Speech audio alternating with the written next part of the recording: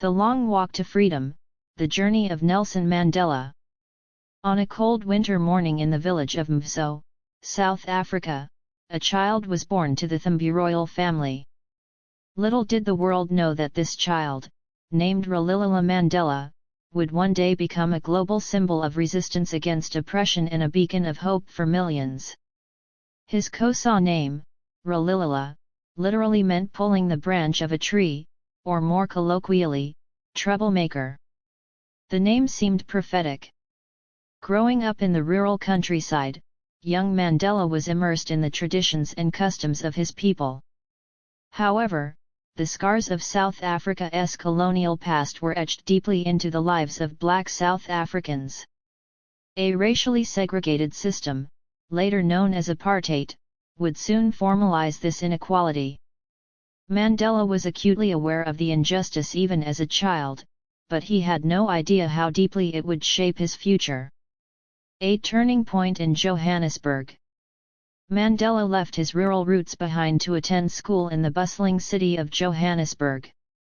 Here, he encountered the harsh realities of apartheid up close. The white minority government had systematically stripped black South Africans of their rights, confining them to poverty, poor education, and menial labor. It was in Johannesburg that Mandela joined the African National Congress (ANC), an organization that sought to challenge this system of racial segregation. Initially, Mandela believed in peaceful resistance, inspired by Mahatma Gandhi's nonviolent struggle against colonialism in India. But as the apartheid regime tightened its grip, Mandela and many of his peers realized that peaceful protests alone were not enough. The Sharpeville massacre in 1960, where police opened fire on a crowd of unarmed protesters, killing 69 people, marked a decisive moment. In response, Mandela helped form Umkhonto we Sizwe, the armed wing of the ANC, determined to confront violence with resistance. The trial and the imprisonment. In 1962, Mandela was arrested for organizing a national workers' strike and for leaving the country illegally. But his troubles escalated when he, along with several other ANC leaders, was charged with sabotage and plotting to overthrow the government. The Rivonia trial that followed became an international spectacle. Facing the possibility of a death sentence, Mandela's final speech from the dock was defiant and courageous.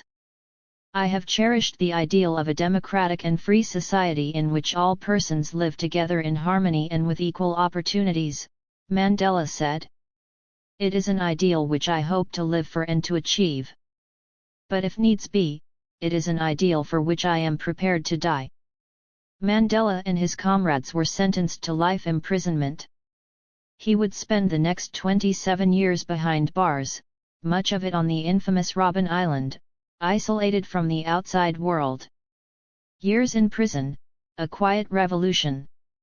In prison, Mandela's spirit remained unbroken. He used his time to study, to reflect, and to engage in quiet diplomacy.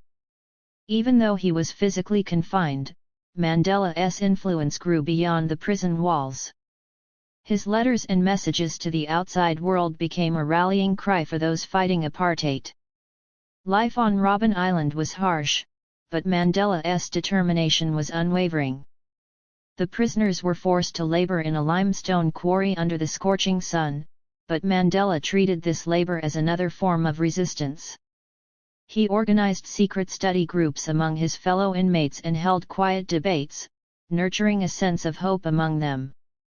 Meanwhile, the global anti-apartheid movement gained momentum.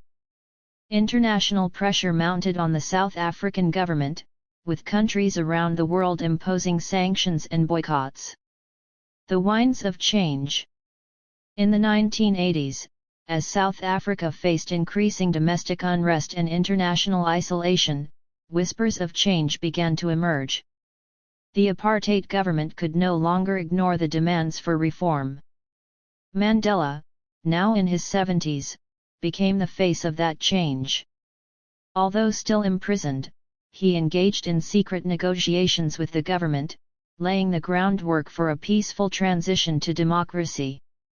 On February 11, 1990, the world watched as Nelson Mandela walked out of Victor Verster prison, his fist raised in defiance. He was greeted by a nation on the brink of civil war, torn apart by decades of racial oppression. But Mandela's message was one of reconciliation, not revenge. "We must strive to live with our enemies and make them our partners," he famously declared. His words shocked both supporters and detractors. How could a man who had suffered so much injustice preach forgiveness, the birth of a new nation? In 1994, after the first free elections in South Africa's history, Nelson Mandela was elected the country's first black president. The moment was both triumphant and bittersweet. South Africa's journey to democracy had been long and painful, but the scars of apartheid remained. Mandela's presidency was marked by efforts to heal a divided nation.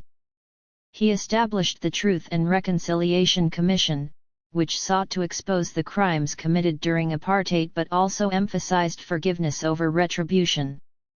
Mandela believed that the only way forward was through unity. His efforts to bridge the racial divide extended beyond political policies. He famously donned the green and gold of South Africa's national rugby team, the Springboks, a symbol of white Afrikaner pride. His gesture of reconciliation was immortalized during the 1995 Rugby World Cup, when he presented the trophy to the South African team after their victory, winning over many who had once seen him as an enemy. Legacy beyond the presidency. Mandela served as president for one term, stepping down in 1999, a testament to his belief in democratic leadership. But his influence extended far beyond his time in office. His life was a lesson in the power of forgiveness, perseverance, and moral integrity. He remained an advocate for human rights, peace, and justice across the globe. Nelson Mandela passed away in 2013, but his legacy lives on. He taught the world that even the most deeply entrenched systems of hatred and division can be dismantled through courage, patience, and a commitment to justice. His life is a testament to the idea that one person, armed with conviction, can change the course of history. Conclusion. Nelson Mandela's story is not just the story of a man, it is the story of a people's struggle for freedom, dignity, and equality. It is a reminder that no matter how dark the times, the light of justice can still shine through. He was, as many have called him, the father of a nation, but more than that, he was a symbol of what it means to fight for a better world. This story captures the major milestones in Nelson Mandela's life, portraying his resilience, leadership, and vision for a free and united South Africa.